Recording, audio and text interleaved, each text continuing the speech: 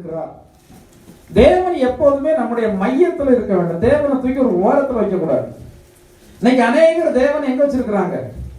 தேவைப்பட்டா நீங்க பயன்படுத்துவீங்கன்னா எங்க வச்சிருக்கீங்கன்னு அர்த்தம், ஓரத்தில் வச்சிருக்கீங்கன்னு அர்த்தம்.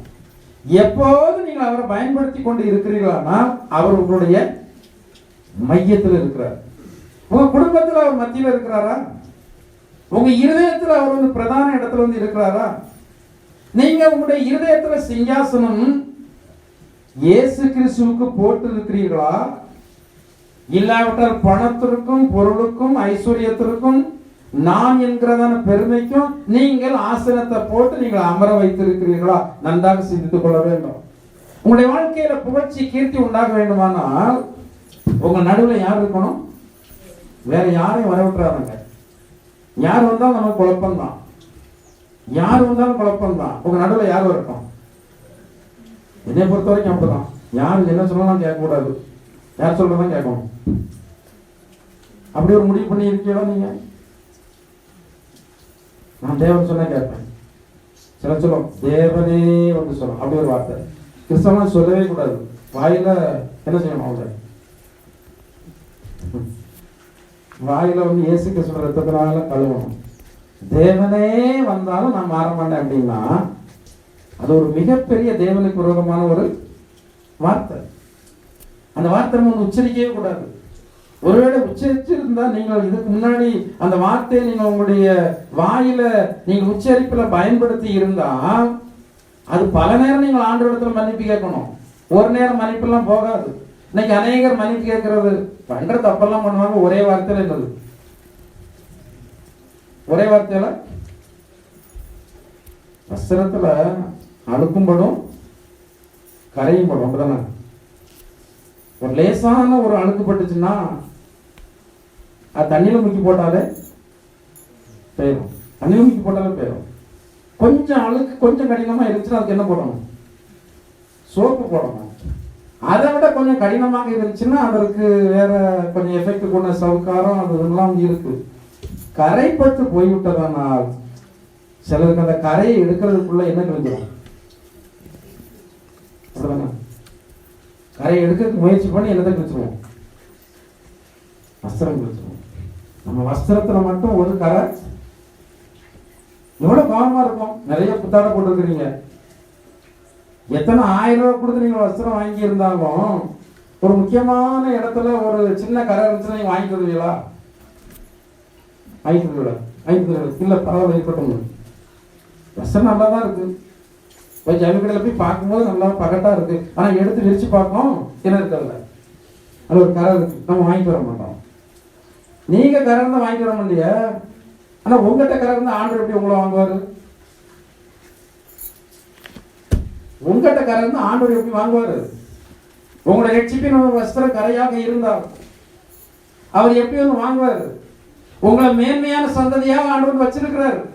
உங்களை அவர் தெரிந்து எடுக்கும் போது, உலகத்தை விட்டு எடுக்கும் போது, சில பாழான ஸ்தலங்களில் இருந்து உங்களை வந்து வெளியே கொண்டு வரும் போது அவர் உங்களை மேன்மை சந்ததியாக தான் வெளியே எடுத்தார். ஆனா உங்களால் மேன்மையாக வந்து இருக்க முடியல. ஆத்மீக பிரகாரத்துல நீங்கள் உன்னதத்துல இருக்க வேண்டியவங்க, அநேகருக்கு வழிகாட்டக்கூடியவங்க, அநேகருக்கு மாதிரியாக இருக்க வேண்டியவங்க. நீங்க தான் முதலாவது வழிகாட்டணும். நீங்க அநேகருக்கு போதகர்களா இருக்கணும். வேதம் சொல்கிறது காலத்தை பார்த்தால் போதகர்கள் என்ன அர்த்தம்? போதிப்பது, வழிகாட்டுவது. நீங்கள் போதிக்கிறவர்களாகவும் நீங்கள் வழிகாட்டுகிறவர்களாகவும் இருக்க வேண்டியதான உங்களுக்கு என்ன சொல்ல வேண்டியது இருக்கு? தேவனுடைய மூல உபதேசம். மூல உபதேசம் என்ன? கவனிக்கலாம்.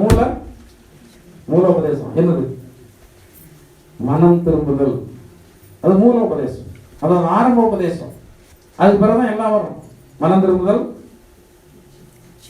ரட்சிப்பு, ஞானஸ்நானம், பரிசுத்தனுடைய அபிஷேகம். ஸ்டெப் ஸ்டெப்பா வரும். பரிசுத்தனுடைய அபிஷேகம். அதற்கப்புறம் என்னது? அடுத்த ஸ்டெப் என்ன வரும்? பரிசுத்தனுடைய அபிஷேகத்தை பெற்று அப்படியே வந்து இருந்து விடக்கூடாது. அதுக்கு அடுத்த வரும். என்ன வரும் சொல்லுங்க? மாறுபாடுள்ள சந்ததியை விட்டு மாறுபட சந்ததியை விட்டு விலகி உங்களை ரட்சித்துக் கொள்தல்னா அவங்களை வெறுத்து ஒதுக்குவதில்லை. ஏன்னா அப்போஸ்தலனாகிய பவுல் ஒரு இடத்துல சொல்றாரு, அப்படி நீங்க இருக்கணும்னா நீங்கள் இந்த பூமியில வாழவே முடியாதே அவர் சொல்றாரு. அது அந்த ஒதுக்கல்ல, அவர்களை விட நீங்கள் வேறுபட்டு ஜீவிக்கணும். சரியான தேவனுடைய பிள்ளைகளை உலகம் ஏற்றுக்கொள்ள, அதுதான் அடையாளம். சரியான சபையை ஜனங்கள் ஏற்றுக்கொள்ள மாட்டார்கள். சரியான இடத்துல ஜனங்களால் வர முடியாது. என்ற சத்தியம் அவர்கள் வெட்டும், சத்தியம் அவர்களை சரிப்படுத்தும். சரிப்படுத்துகிறதான இடத்துல இன்னைக்கு ஜனங்களால் வர முடியல. வேதம் சொல்கிறது, தங்களுடைய இச்சைக்கு ஏற்ற போதவர்களை திரளாக தெரிந்து கொண்டார்கள். அவருடைய விருப்பப்படி பாஸ்டர் பேசணும். அவர் என்ன செய்தாலும் நீங்க நல்லான்னு சொல்லணும், கொஞ்சம் கூட உரைச்சிடக்கூடாது. ஆதி திருச்சபையில அப்போஸ்தலர் பேசும்போது ஒரு இடத்துலயாகினும் அவர்கள் அப்படி பூசி மொழிகினார்கள் என்று சொல்லி வேதத்துல சொல்லப்படல. அவர்கள் பேசும்போது இருதயத்தில் என்ன வருது? என்ன வருது? குத்தல் வருது. அவர்கள் இருதயத்தில் குத்தப்பட்டவர்களாகி, பாஸ்டர் குத்துனாங்கன்னா இருக்கு. இப்ப அப்படி குத்துற மாதிரிலாம் பேசினா பழையபடி யாரை குத்துவாங்க? இவருக்கு இப்படி பேசலாம். யார் சொன்னா இவருக்கு? யார் சொல்லி கொடுத்தா? அப்படி சொல்லி கொடுத்தாலும் பிரசங்க மேடையில பேச முடியாது. பேசினா யார் விட மாட்டா? ஆண்டு விட மாட்டா. இது யாருடைய மேடை? இது தேவனுடைய மேடை, தேவனுடைய பிரசங்க மேடை. தேவனுக்காக பேச வேண்டியதான இது ஸ்தானம். எனக்காக பேச வேண்டியதான இடம் கிடையாது. இது தேவனுக்காக பேச வேண்டியதான இடம். நான் எனக்காக பேசணும், இதை விட்டு கீழே இறங்கணும். இதுல நான் எனக்காக பேசக்கூடாது. இது தேவனுக்காக பேச வேண்டியதான இடம். அப்ப தேவனுக்காக பேசணும்னா அவருடைய அக்கிரமங்களையும் அநியாயங்களையும் தான் எடுத்து காட்ட முடியும். அக்கிரமங்கள் அநியாயங்கள் எடுத்து காட்டப்படும் போது இருதயத்துக்கு இதமாவா இருக்கும். நீங்க செய்யறதான குற்றம் என்னால் பேசப்படும் போது, தேவ ஆவியானவர் பேசும்போது உங்களுக்கு அது இதமாவா இருக்கும். நீங்க சிரிச்சுட்டா இருப்பீங்க. அப்படியே மூஞ்சி சில சமாளிக்கிறது உண்டு. இவங்க இப்ப தோழியா இருப்பாங்க, பிரசங்க இவங்களுக்கு நேரம் வரும், என்னமோ அங்கங்க பார்த்து சமாளிப்பாங்க. அது ஒரு குரூப் இருக்கு. ஆனா ஆவியானவருக்கு தெரியும், இது யாருக்கு நேராக போக வேண்டியதான வார்த்தை? இவர்களுக்கு நேராக போக வேண்டியதான வார்த்தை. இன்றைக்கு ஜனங்களுக்கு நேராக கர்த்தருடைய வார்த்தை கடந்து போகும்போது சீர்பட ஜனங்களுக்கு மனம் இல்ல, மாறாக இடத்தையும் என்ன செய்வாங்க? இடத்தை காண்பிடுவாங்க. சத்தியத்தின்படி இருக்கிறதான சபையில ஜனங்கள் ஏறாலும் கடந்து வர முடியாது. எனக்கு சத்தியம் பேசப்படும். கேட்டாலும் சரி, கேளாவிட்டாலும் சரி. வேதத்தில் சொல்லப்பட்டிருக்கிறது, கலக விட்டாராகி அவர்கள் கேட்டாலும் சரி, கேளாவிட்டாலும் சரி, வந்தாலும் சரி, வரட்டாலும் சரி, சத்தியம் போதிக்கப்பட வேண்டும். மனம் திரும்புதலை குறித்து சத்தியம் போதிக்கப்பட வேண்டும். பரிசுத்த ஆவியை குறித்து சத்தியம் போதிக்கப்பட வேண்டும். மாறுபாடுள்ள சந்ததியை விட்டு விலகி உங்களை ரட்சித்துக் கொள்ளுங்கள், சத்தியம் போதிக்கப்பட வேண்டும். அந்த சத்தியத்தை போதிக்கும்படியாகத்தான் தேவனுடைய ஊழியர்களை ஆண்டவர் அபிஷேகம் பண்ணி என்ன செய்திருக்கிறார்? வைத்திருக்கிறார். ஆனா இன்றைக்கு அநேக ஜனங்களுக்கு சத்தியத்தின் பெயரில் விருப்பம் இல்லை. வேதம் சொல்கிறது, சத்தியம் என்ன செய்யுது? தள்ளுபடி. போக போக இதோட மோசமா இருக்கும். அடுத்த ஜெனரேஷனுக்குலாம் என்ன கிடைக்காது? என்ன கிடைக்காது? ஆகார குறைவினால் உண்டாகிய பஞ்சம் அல்ல, தண்ணீர் குறைவினால் உண்டான பஞ்சம் அல்ல. என்ன பஞ்சம்? வேத வசனம் கேட்க கிடையாத பஞ்சம். வேத வசனம் கேட்க கிடையாத பஞ்சம். வேத வசனங்கள் ஜனங்கள் பேச மாட்டாங்க. என்ன வரப்போகிற நாட்களில் மனுஷனுடைய உபதேசங்கள் மட்டும்தான் பேசுவாங்க. வேத வசனம் தள்ளுபடி ஆயிரும். வேத வசனம் பேசுகிறதான இடத்துல ஜனங்கள் போகவும் மாட்டாங்க. ஏனென்றால் ஜனங்களுக்கு சத்தியத்தின் பேரில் அன்பு இல்லை, சத்தியத்தை வாங்க விருப்பம் இல்லை. வேதம் சொல்கிறது, நீ சத்தியத்தை எப்பாடுபட்டாயினும் வாங்கு. எதை விற்றாலும் சரி, எதை வாங்கு? சத்தியத்தை வாங்கு. என்ன கஷ்டமா இருந்தாலும் சரி, சத்தியத்தை வாங்கணும்.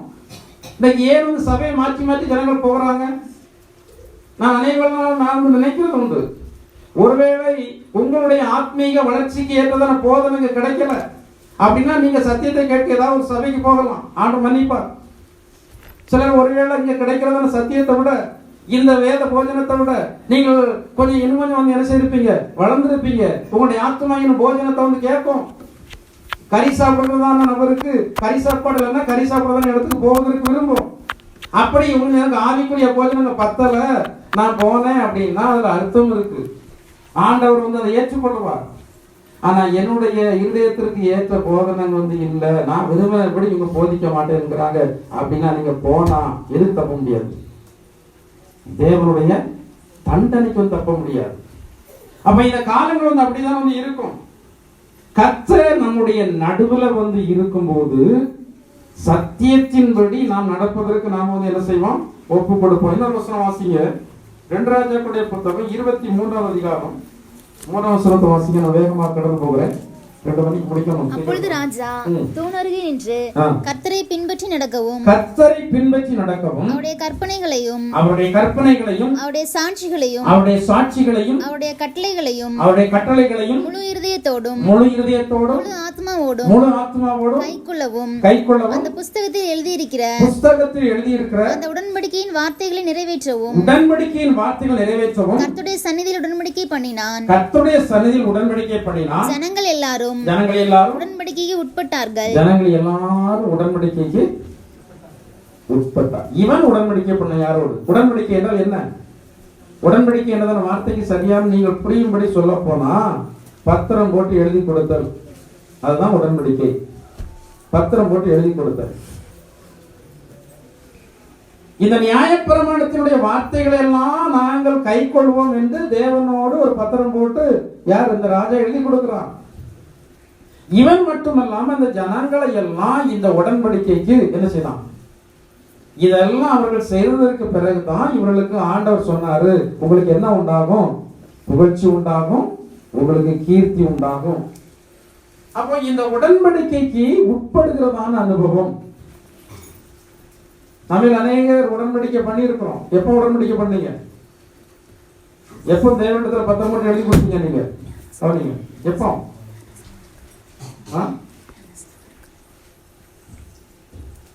எப்போ உடன்படிக்கை பண்ணீங்க தேவனோடு? யாரை கரெக்டா சொன்னாங்க? யாரு? முத்தராய் தம்பி சொல்றாப்ல. எப்போ உடன்படிக்கை பண்ணோம்? ஞானஸ்நானத்தின் போது. என்ன உடன்படிக்கை? ஆண்டவரே, இந்த 10 நாள் கழுவி என்னுடைய பிள்ளையாக நீ மாற்றி விட்டீங்க. இனிமே நான் நீங்க சொல்றதை நான் செய்து கேட்டு என்ன செய்வேன்? நடப்பேன்னு என்ன பண்ணியாச்சு? உடன்படிக்கை பண்ணியாச்சு. ஆனா இன்னைக்கு ஞானஸ்நானத்தினுடைய உடன்படிக்கை பெரிதாக ஜனங்களால் மதிக்கப்படுவதே இல்லை. இந்த ஞானஸ்நானம் என்பது உங்களுடைய சரீரத்திற்கா உங்களுடைய ஆத்மாவு இருக்கா? கவனிங்க. உங்களுடைய சரீரத்திற்கு ஆத்மாவு இருக்கா? ஆத்மாவு இருக்கு. இந்த ஞானஸ்நானம் என்பது மனம் விரும்பினதான நபர்கள் எடுக்க வேண்டியது. ஆனா இன்னைக்கு அநேக இடங்களில் ஒரு தவறான போன சொல்றாங்க, உங்களுக்கு பேய் போடணும்னா ஞானஸ்நானத்தை எடுக்க, இல்லைன்னா நோய் போடணும்னா ஞானஸ்நானத்தை எடுக்க. அப்படிலாம் கிடையாது. மனம் திரும்பணும். நீங்க ஆண்டவர்கிட்ட கடந்து வந்தா என்ன செய்யணும்? மனம் திரும்பணும். மனம் திரும்புதல் என்றால் என்ன? பழைய வாழ்க்கைகள், பழைய நடவடிக்கைகள் எல்லாவற்றையும் விட்டு தேவனிடத்துல என்ன செய்யணும்? திரும்பணும். மனம் திரும்பினால் வேதம் சொல்கிறது என்ன செய்வீங்க? நீங்கள் கட்டப்படுவீங்க. உங்களுடைய வாழ்க்கை ஆசீர்வதிக்கப்படும், உங்களுடைய வாழ்க்கை மேன்மைப்படுத்தப்படும், உங்களுடைய வாழ்க்கையினுடைய காரியங்கள் எல்லாம் ஆண்டு வந்து பொறுப்படுத்திக் கொள்வார். ஆனா இன்றைக்கு அநேக ஜனங்கள் இந்த உடன்படிக்கைக்கு உட்பட்டு என்ன செய்யறது இல்லை, நடக்கிறது இல்லை. உடன்படிக்கைக்கு உட்பட்டு நடந்தால் உங்களுக்கு என்ன உண்டாகும்? புகழ்ச்சி உண்டாகும், கீர்த்தி உண்டாகும். அடுத்தபடியாக ஒரு வசனம் வாசிங்க. 2 நாளாக 34, 33. இன்னொரு நபர் சொற்பனையா 3:13 அவசரங்க முடிக்கிறேன்.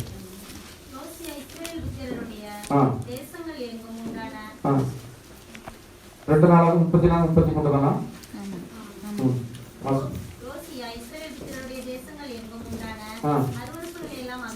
அருவருப்புகளை எல்லாம் அகற்றி இஸ்ரவேலிலே காணப்பட்டவர்களை எல்லாம் தங்கள் தேவனாகிய கர்த்தரை சேவிக்கும்படி வந்து என்ன செய்யலாம்? தேவனுடைய நாமத்தை வந்து சேவிக்கிறது என்பது ரொம்ப முக்கியமான காரியம். நீங்க யாரை தொழுது கொள்றீங்க என்பதை நீங்க வந்து கவனமா இருக்கணும். ஒரே தேவன் இருக்கிறார், அவர் ஒன்றாம் மெய்தேவனா இயேசு கிறிஸ்து. அவரை வந்து நம்ம வந்து சேவிப்பதற்கு நமக்கு என்ன உற்சாகம் வேணும்? முடிச்சிருக்கோம். என்ன மனது நமக்கு சேவிக்கும் போது, தொழுது கொள்ளும் போது நமக்கு என்ன உற்சாக மனம். வேதத்தில் சொல்லப்பட்டிருக்கிறது, உன் தேவனாகிய கர்த்தரை உற்சாக மனதோடு என்ன செய்யும். கட்டாயத்தில் இல்லை, எதுக்கும் பயந்து இல்லை. அவர் நமக்கு நன்மை செய்திருக்கிறார், அவர் நமக்காக ஜீவனை கொடுத்தார். இன்னைக்கு நமக்காகவே இந்த பூமியில இருக்கிறார், நம்மோடு கூட இருக்கிறார், நம்முடைய ஜெபத்தை கேட்கிறார், பலவீனத்துல வந்து உதவி செய்கிறார், நம்மளை வந்து மன்னிக்கிறார், நமக்கு திறன் தருகிறார், சத்துருடைய முன்னிலையிலிருந்து நம்மளை வந்து என்ன பாதுகாக்கிறார். இதற்காக நாம் அவரை உற்சாக மனதோடு என்ன செய்யணும்? சேவிக்கணும். சேவித்தல் என்றால் என்ன? சேவித்தல் என்றால் என்ன? சேவிக்க தெரிகிறதா? சபையில கடந்து வருகிற அநேகருக்கு தேவனை சேவிக்கவும் என்ன செய்யல, தெரியல. சேவிக்கும் போது தேவனுடைய மகத்துவங்கள் உங்களால் அறிக்கை செய்யப்பட வேண்டும். தேவனுடைய மகத்துவங்கள் என்றால் என்ன? நம்முடைய சிந்தைக்கு எட்டாத நிறைய சிருஷ்டிப்புகளை எல்லாம் ஆண்டவர் என்ன செய்திருக்கிறாரு, உருவாக்கி வைத்திருக்கிறாரு. இந்த வானத்தை நீங்கள் வந்து சிந்திச்சு பார்க்க முடியுமா? இந்த வானத்தில் இருக்கிற நட்சத்திரங்கள்லாம் நம்ம வந்து பார்க்கும் அதெல்லாம் சிந்தனைப்படி நம்மளால வந்து பார்க்க முடியுமா? அது சத்தியத்தை கட்டுப்பட்டு எப்படி நிற்கிறது நம்மளால கிரகித்தே பார்க்க முடியல. அதெல்லாம் அவருடைய ஒரு பெரிய ஒரு மகத்துவம். எப்படி மழை வருது நம்மளால சொல்ல முடியுமா? நம்மளால ஒரு மழையை கொண்டு வர முடியாது. சூரியன் எப்படி வந்து உதித்து மறைகிறது, டெய்லி வந்து கரெக்டாக சொல்லி வச்ச மாதிரி டைமுக்கு அது உதிச்சு டைமுக்கு வந்து மறையுது. அது யாருடைய மகத்துவம்? தேவனுடைய மகத்துவம். வெளியில ஜீவன்கள் உருவாக்கப்பட்டிருக்கிறது தேவனுடைய மகத்துவம். மனிதர்கள் ஒவ்வொருவரையும் ஒவ்வொரு கலர்ல ஒவ்வொரு ஷேப்ல உருவாக்கி வைத்திருக்கிறார். எல்லாரையும் ஒரே மாதிரி உருவாக்கி இருக்கலாம், என்ன ஆயிருக்கும்? நான் சிந்திச்சு பார்க்க எல்லா ஆம்பளையும் ஒரே மாதிரி உருவாக்கியாச்சு. அச்சு அசலா எப்படி இருக்காங்க? ஒரே உருவமா இருக்காங்க. எல்லா மனுஷையும் அச்சு அசலா ஒரே மாதிரி இருக்காங்க. விரும்புற மாதிரி நல்ல சிவப்பா நல்ல வாட்டம் சட்டம் நல்லா பொம்பளை எல்லாம் அப்படி இருக்காங்க, ஆம்பளையும் அதே மாதிரி இருக்காங்க.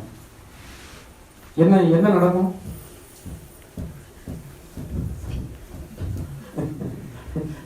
ஒருத்தர் ஒரு மாதிரி நினைக்காம விதத்தில் இருக்கோம்.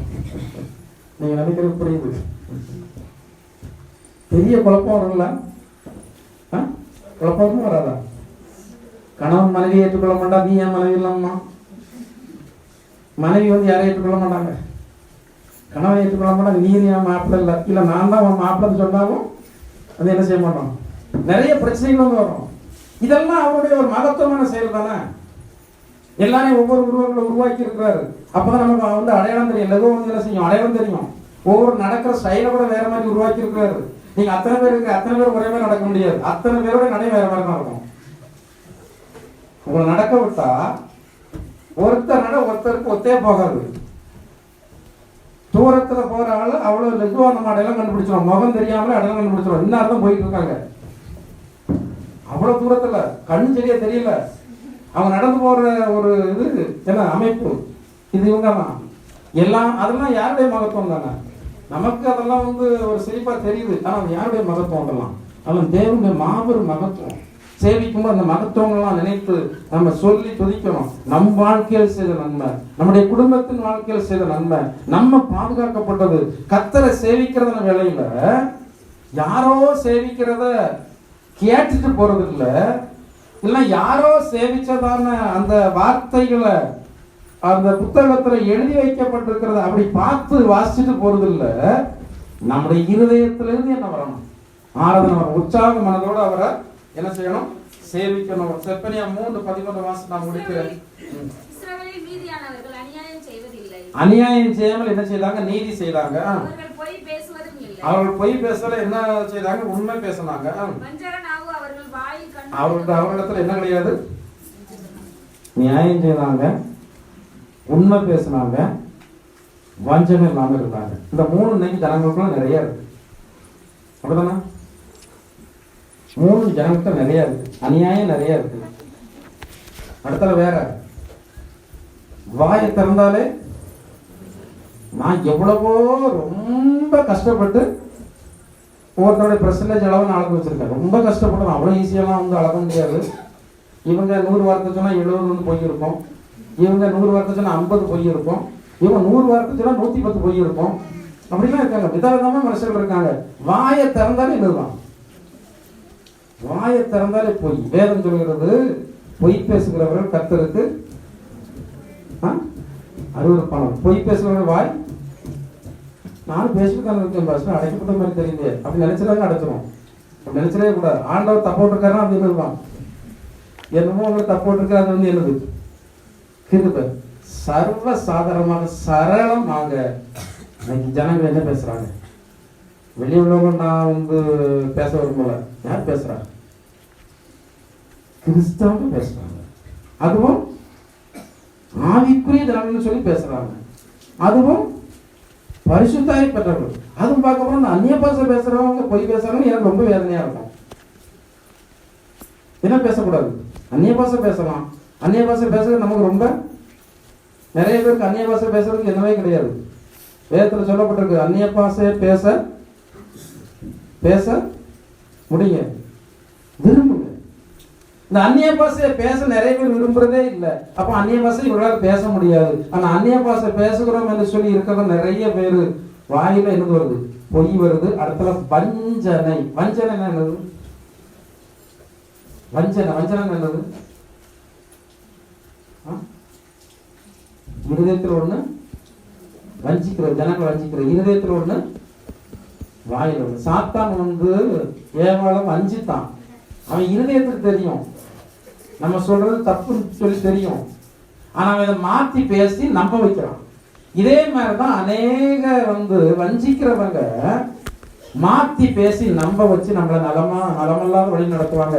இவைகள் எல்லாம் இந்த இஸ்ரவேல் ஜனங்களுடைய வாழ்க்கையில இல்லைன்னு சொல்லப்படும். அநியாயம் அவங்ககிட்ட இல்லை, பொய் அவங்ககிட்ட இல்லை, வஞ்சனை அவங்ககிட்ட இல்லை. எனவே ஆண்டவர் வாக்குத்தத்தை அவர்களுக்கு கொடுத்தார். கர்த்தர் இந்த வார்த்தைகளை உங்களுக்கு ஆசீர்வதித்து தருவாராக. நான் முழங்கால் படியிட்டு தேவன் தந்த வாக்குத்தத்தங்கள் நம்முடைய வாழ்க்கையில கடந்து வரத்தக்கதாக ஒப்பு கொடுப்போம். நம்முடைய சபையில இந்த வாக்குத்தத்தம் வலிக்கட்டும். இந்த இடத்துல கடந்து வந்திருக்கிற உங்களுடைய வாழ்க்கையில இந்த வாக்குத்தத்தம் வலிக்கட்டும். இந்த வருடத்துல உங்களை ஆண்டவர் புகழ்ச்சியாக வைப்பார், உங்களை கீர்த்தியாக வைப்பார். உடைய வாழ்க்கையில மேன்மை உண்டாகும், உடைய வாழ்க்கையில உயர்வு உண்டாகும். நீங்கள் ஜனங்களால் பேசப்பட போகிறீர்கள். குறிப்பிட்டதான ஆசீர்வாதங்கள் உங்களுக்கு உண்டாகும் போது ஜனங்கள் உங்களை புகழ்ச்சியாக பேசுவார்கள். இவர்கள் கர்த்தரால் ஆசீர்வாதம் பெற்றதான ஜனங்களெல்லாம் உங்களை புகழப் போகிறார். உங்களுடைய குடும்பம் உங்களை புகழப் போகிறது. வேலை செய்கிற இடத்துல நீங்கள் புகழ்ச்சிக்குரியவர்களாக இருப்பீர்கள். உங்களை தெரிந்த நண்பர்கள் மத்தியில் நீங்கள் புகழ்ச்சிக்குரியவர்களாக இருப்பீர்கள். நீங்கள் ஆண்டவருக்கு ஒப்புக் கொடுங்க. இந்த வாக்குத்தத்தம் ஆண்டவரை எனக்கு பலிக்க வேண்டும். நான் உண்மை நம்புகிறேன் ஆண்டவரே. நான் உங்களுடைய உடன்படிக்கைக்கு நான் கீழ்ப்படுகிறேன் ஆண்டவரே. நான் நியாயமாக நடக்கிறேன், நான் உண்மை பேசுகிறேன் ஆண்டவர். நான் வஞ்சனை செய்ய மாட்டேன், நான் யாரையும் வஞ்சிக்க மாட்டேன், நான் யாரையும் கெடுக்க மாட்டேன் ஆண்டவரே. எனக்கு இந்த வருடத்தில் எப்படியாய் இந்த வாக்குத்தத்தம் பலிக்கத்தக்கதாக எனக்கு உதவி செய்யுங்க. என்னுடைய குடும்பத்தை மேன்மைப்படுத்துங்க, என்னை மேன்மைப்படுத்துங்க, என்னோட சேர்ந்தவர்களை மேன்மைப்படுத்துங்க என்று சொல்லி ஆண்டவரிடத்தில் நாம் ஒப்புக் கொடுத்து ஜெபம் செய்வோம். ஹல்லேலூயா, ஹல்லேலூயா, ஹல்லேலூயா. நன்றியோடு சோத்திரிக்கிறோம், நன்றியோடு சோத்திரிக்கிறோம், நன்றியோடு சோத்திரிக்கிறோம். ஹல்லேலூயா. ஜீவிக்கிற இயேசுவே நன்றியோடு சோத்திரிக்கிறோம் ஆண்டவரே, நன்றியோடு சோத்திரிக்கிறோம் ஆண்டவரே. கர்த்தாவே, இந்த வாக்குத்தத்தத்தின்படி உடைய பிள்ளைகளுடைய வாழ்க்கையில் ஆசீர்வாதங்கள் உண்டாக, நன்மைகள் உண்டாக கர்த்தர் கிருபை செய்யுங்க ஆண்டவரே, கர்த்தர் கிருபை செய்யுங்க ஆண்டவரே. நன்மையினால் நிரப்புவீராக, நன்மையினால் நிரப்புவீராக. தேவ கிருபை உடைய வாழ்க்கையில பெருகட்டும். ஆசீர்வாதத்திற்கு ஏற்றபடி உடைய பிள்ளைகள் நடக்கத்தக்கதாய் கர்த்தர் தாமே உதவி செய்யுங்க ஆண்டவரே. இதற்கான வல்லமையினால், இதற்கான அபிஷேகத்தினாலும் உடைய பிள்ளைகளை இப்போதே நிரப்புங்க. இப்போதே உடைய பிள்ளைகளுடைய வாழ்க்கையில ஆசீர்வாதங்கள் சம்பரமாக நிரம்பத்தக்கதாக ஒவ்வொருவரையும் உடைய கரத்தில் ஒப்பு கொடுக்கிறேன் ஆண்டவரே. சபையுடைய விசுவாசிகள் உடைய கரத்தில் ஒப்பு கொடுக்கிறேன். புதிதாக கடந்து வந்திருக்கிற உடைய பிள்ளைகள் எல்லாம் உடைய கரத்தில் ஒப்பு கொடுக்கிறேன் அப்பா. இவர்கள் மேன்மையத்தக்கதாக கர்த்தர் உதவி செய்யும் ஆண்டவரே, கர்த்தர் உதவி செய்யும் ஆண்டவரே, கர்த்தர் உதவி செய்வீராக. ஹல்லேலூயா. நன்றியோடு சோத்திரிக்கிறோம் எங்கள் அன்பின் பரலோக பிதாவே நல்ல இயேசுவே. இந்த வருடத்திலும் இந்த ஆரம்ப நாளிலே, இந்த ஆரம்ப மணி நேரத்துல எங்களுக்கு நீங்க தந்து நல்ல வாக்குத்தத்த வார்த்தைக்காக நன்றியோடு சோத்திரிக்கிறோம் ஆண்டவரே. கர்த்தாவே, மறுபடியும் ஆகு இந்த வாக்குத்தத்தத்தை எங்களுக்கு தந்திருக்கிறீர். இது ஒரு இரட்டிப்பான ஆசீர்வாதத்திற்கு ஏற்ற வாக்குத்தத்தம் என்பதை அறிந்திருக்கிறோம். இந்த நாளில் ஒரே அதிகாரத்தில் 2 முறை கர்த்தாவே இரட்டித்து இந்த வாக்குத்தத்தம் வர உதவி செய்திருக்கிறேன் ஆண்டவரே. இந்த வாக்குத்தத்தத்தின்படி ஒவ்வொருடைய வாழ்க்கை இரட்டிப்பான நன்மைகளால் நிரப்பப்பட கர்த்தர் உதவி செய்ய வேண்டுமாறு ஜெபிக்கிறோம். வந்திருக்கிறவன் எல்லாரையும் கர்த்தர் ஆசீர்வதிப்பீராக. நம்முடைய பிள்ளைகளுக்கு மேன்மை உண்டாகட்டும் ஆண்டவரே. புகழ்ச்சிக்குரியவர்களாக மாற்றுவீராக, கனத்திற்குரியவர்களாக மாற்றுவீராக, மேன்மை தங்கினவர்களாக ஒவ்வொருவரை மாற்றுவீராக. ஒவ்வொரு குடும்பம் ஆசீர்வதிக்கப்படட்டும், ஒவ்வொரு குடும்பம் மேன்மை அடையட்டும் ஆண்டவரே. என்னுடைய பிள்ளைகள் ஆசீர்வதிக்கப்படட்டும், வாலிபர்கள் ஆசீர்வதிக்கப்படட்டும், பெரியவர்கள் ஆசீர்வதிக்கப்படட்டும் ஆண்டவரே. எல்லா குடும்பங்கள் ஆசீர்வதிக்கப்படட்டும் ஆண்டவரே. எல்லாருடைய வாழ்க்கையில் இருக்கிற வெட்கங்கள் மாறட்டும், சிறையிருப்பு மாறட்டும் ஆண்டவரே. உடைய பிள்ளைகளுடைய வாழ்க்கையில் விடுதலை உண்டாகி இவர்கள் மேன்மைப்படுத்தப்பட உம்முடைய கரத்திலே இவர்களை ஒப்பு கொடுக்கிறோம் ஆண்டவரே. இவர்கள் உமக்குரியவர்களாக மாறட்டும் ஆண்டவரே. கர்த்தர் இவர்கள் நடுவில் இருந்து இவர்களை ஆசீர்வதிப்பீராக. கர்த்தாவே உம்முடைய பிள்ளைகள் எப்படியாய் இந்த வருடத்தில் நன்மையை பெற்றுக்கொள்ள தகுதியுள்ளவர்களாக மாற்றுவீராக ஆண்டவரே. இதை குறித்தான சாட்சி அவர்கள் வருகிற நாட்களிலே அறிவிக்கும்படியாக சொல்லும்படியாக உம்முடைய பிள்ளைகளை பலப்படுத்துவீராக ஆண்டவரே. வரும் நாட்களிலே கர்த்தர் இவர்களோடு இருந்து செயல்படுவதை, கர்த்தர் இவர்களோடு இருந்து இவர்களை மேன்மைப்படுத்துவதை ஜனங்களெல்லாம் காணத்தக்கதாக வேதம் சொல்கிறபடி உன் கண் காண நான் உன்னை மேன்மைப்படுத்துவேன், நான் உன்னை புகழ்ச்சி கீர்த்திமாக வைப்பேன் என்று சொல்லியிருக்கிறார். தன்னுடைய கண்களெல்லாம் காணும்படியாக உடைய பிள்ளைகளை உயர்த்துவீராக. கர்த்தாவே மேன்மைப்படுத்துவீராக. ஜனங்கள் மத்தியிலே, ஜாதிகள் மத்தியிலே, சத்துருக்கள் மத்தியிலே இவர்கள் மேன்மைக்குரியவர்களாக மாறத்தக்கதாக கர்த்தர் உன்னத வல்லமையினால் உன்னத கிருபையால் நிரப்புவீராக. இதற்கேற்ற சுபாவங்கள், இதற்கேற்ற செயல்பாடுகளுடைய வாழ்க்கையில் உண்டாகும்படியாக பரிசுத்த ஆவியான தேவன் தாமே இப்போதே உடைய வல்லமையினால் இவர்களை நிரப்பும் ஆண்டவரே. உடைய வல்லமையினால் இவர்களை நிரப்பும் ஆண்டவரே. உடைய வல்லமையினால் இவர்களை நிரப்பும் ஆண்டவரே. சம்பூர்ண ஆசீர்வாதம் உடைய பிள்ளைகளை கடந்து வரட்டும் ஆண்டவரே. அவரது மீதமான போதை கர்த்தர் பொறுப்பெடுத்து நடத்துது. ஒரு குறைவின்றி கர்த்தர் காத்துக்கொள்ள வேண்டுமாறு ஜெபிக்கிறோம் ஆண்டவரே. பெரிய காரியங்களை செய்ய ஆசீர்வதி. கர்த்தர் இயேசுவின் நாமத்தால் ஜெபிக்கிறோம் ஜீவனுள்ள பிதாவே. ஆமென். இப்போது நமக்கு வாக்குறுதியில் இருக்கிறார். தேவன் எப்போதுமே நம்முடைய மையத்தில் இருக்க வேண்டும். தேவனை தூக்கி ஒரு ஓரத்தில் வைக்க கூடாது. இன்னைக்கு அநேகர் தேவனை எங்க வச்சிருக்கிறாங்க? தேவைப்பட்டா நீங்க பயன்படுத்துவீங்கன்னா எங்க வச்சிருக்கீங்கன்னு அர்த்தம், ஓரத்தில் வச்சிருக்கீங்கன்னு அர்த்தம். எப்போது நீங்க அவரை பயன்படுத்தி கொண்டு இருக்கிறீர்களா அவர் உங்களுடைய மையத்தில் இருக்கிறார். உங்க குடும்பத்தில் அவர் மத்தியில் இருக்கிறாரா? உங்க இருதயத்தில் அவர் வந்து பிரதான இடத்துல வந்து இருக்கிறாரா? நீங்க உங்களுடைய இருதயத்துல சிங்காசனம் இயேசு கிறிஸ்துவுக்கு போட்டு இருக்கிறீர்களா? இல்லாவிட்டால் பணத்திற்கும் பொருளுக்கும் ஐஸ்வர்யத்திற்கும்